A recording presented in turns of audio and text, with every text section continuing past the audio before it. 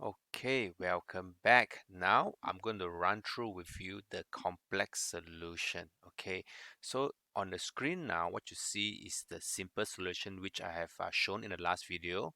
First thing we're going to do is going to delete off the extra objects we won't need. Going to delete off object 3, 2, and number 4.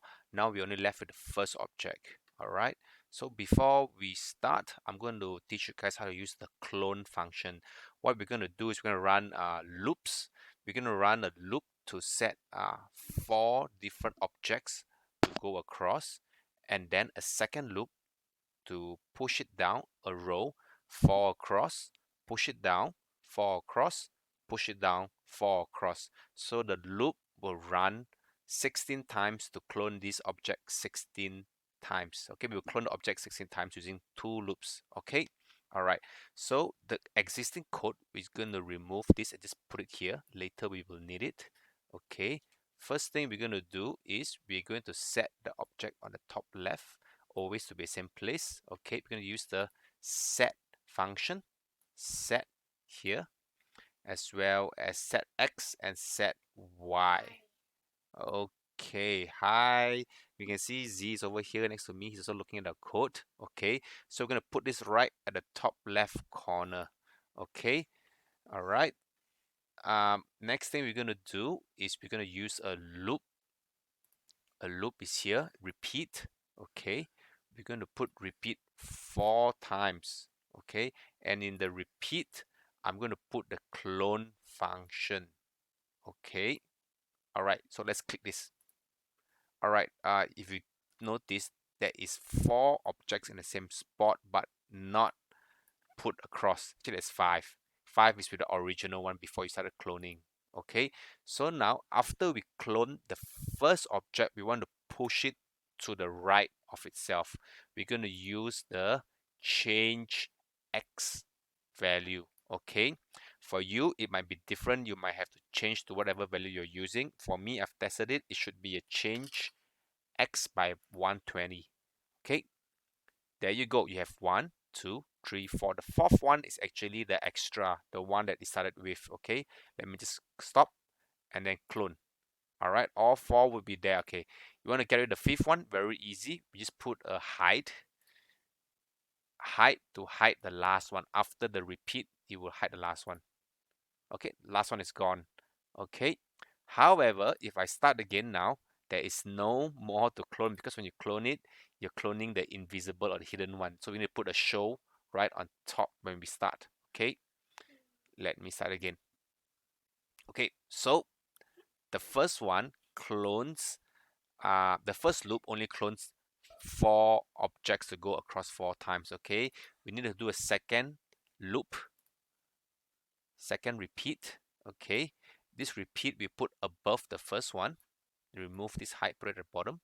Okay, and then we want to set the x to go, sorry, the y. Y means vertical. We want to set the y to go down 1 row to the next row. Okay, so now we will change the y after you repeat 4 times to go 4 across. We want to change the y to go 1 row down and then repeat 4 again. Okay, so this is 4 for the 4 different rows. This is the 4 for the 4 different columns. Okay, so now we're going to use the change y. Sorry, change y. Change y is here. Change y by 40. Okay, it's not actually 40. 40 is positive, it's going up. To go down is negative 40. I've tested this in my code. With your code, it might be a different value. Okay, so let's click on this. Okay, so as you can see, once the object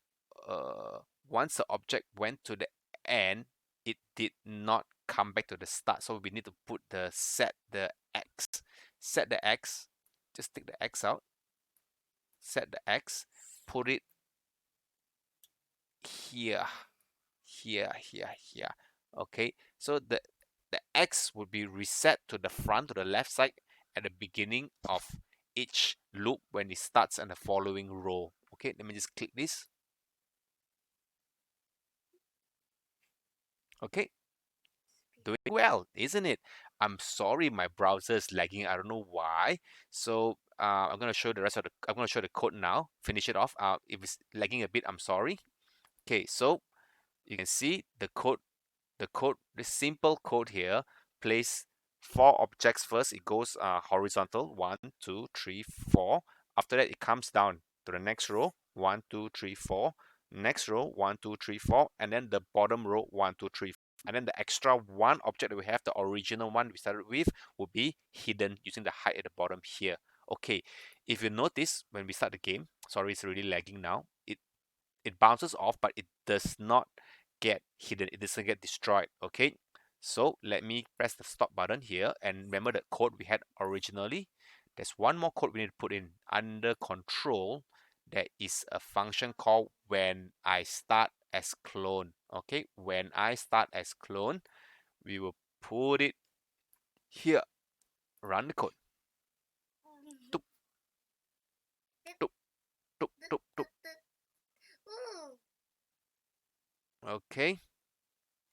Okay.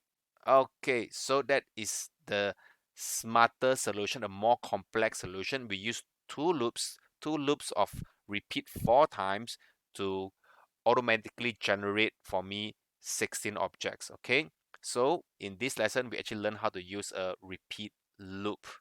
All right. Stay tuned. I will give you the next task you need to do in the next video.